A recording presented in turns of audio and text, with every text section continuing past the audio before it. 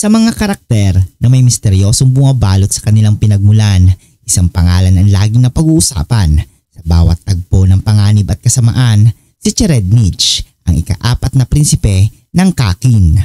Sa kabilang dulo naman ng kasaysayan ng mga hunter, matatagpuan natin ang isang alamat na si Isaac Netero, ang dating chairman ng Hunter Association na nakipaglaban kay Meruem ng Chimera Ants at nagbigay ng bagong anyo sa kahulugan ng lakas at sakripisyo.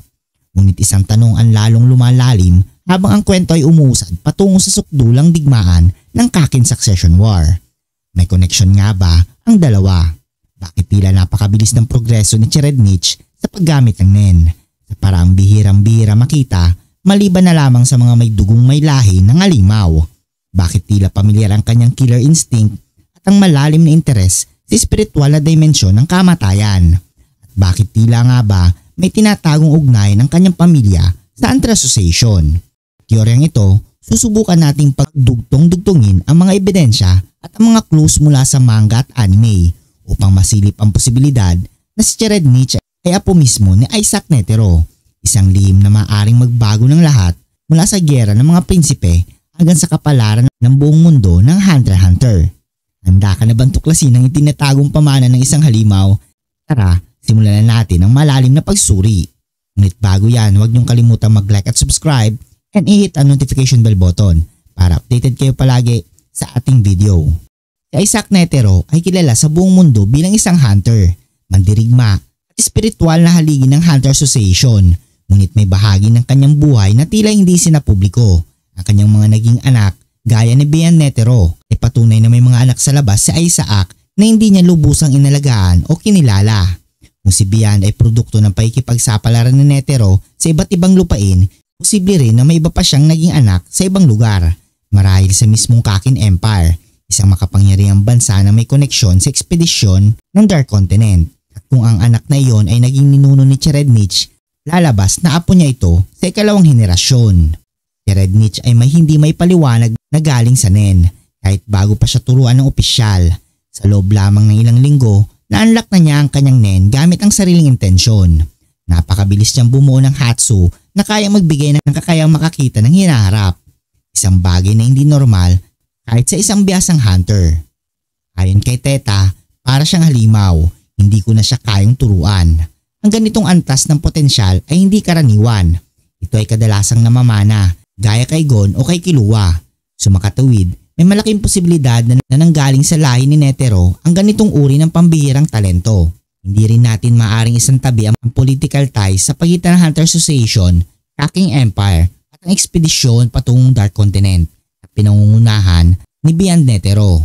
Bakit nga ba Kakin Empire na piling katuwang? Bakit kaya tila bukas ang pinto ng Kakin sa mga proyekto ng Hunter Association? Ang teoryang ito, may lahing Netero sa loob ng pamilya ng hari ng Kakin at si Cherednich ang tagapagmana ng lahing iyon. Kung si Netero ay minsan tumira sa Kakin o may naging nakarelasyon roon, malamang na ang kanyang anak ay inampon o ikinasal sa royal family para sa pampulitikang kapangyarihan. Si Isaac Netero ay simbolo ng kabanalan ng pagpipigil, sa mandirigmang nagmeditasyon ng 10 taon para sa iisang suntok. Samantalang si Cherednich naman ay larawan ng kadiliman at kalupitan, isang prinsipe na pinaglalaro ng buhay ng iba at may koneksyon sa mga madidilim na kapangyarihan. Ngunit kung iisipin mo, pareho silang may malalim na koneksyon sa spiritual na dimension ng Nen, nakaabot sa superhuman level of Nen ability, at mayroon din silang mga aura ng Panginoon o halimaw. Parang dalawang extreme na si Netero ay liwanag at si Cherednich naman ay sa dilim, pero parehong nagmula sa isang pinanggalingan ng lakas. Kung totoo ang teoryang ito, mas malalim pa ang giyera sa pagitan ni Kurapika at Cherednich. Kung iisipin mo, si Kurapika ay isang taong nakasalalay ang pagiganti sa kapangyarihan ng kanyang clan. Ay makakalaban ng apo mismo ng pinakamakapangyarihang chairman ng Hunter Association.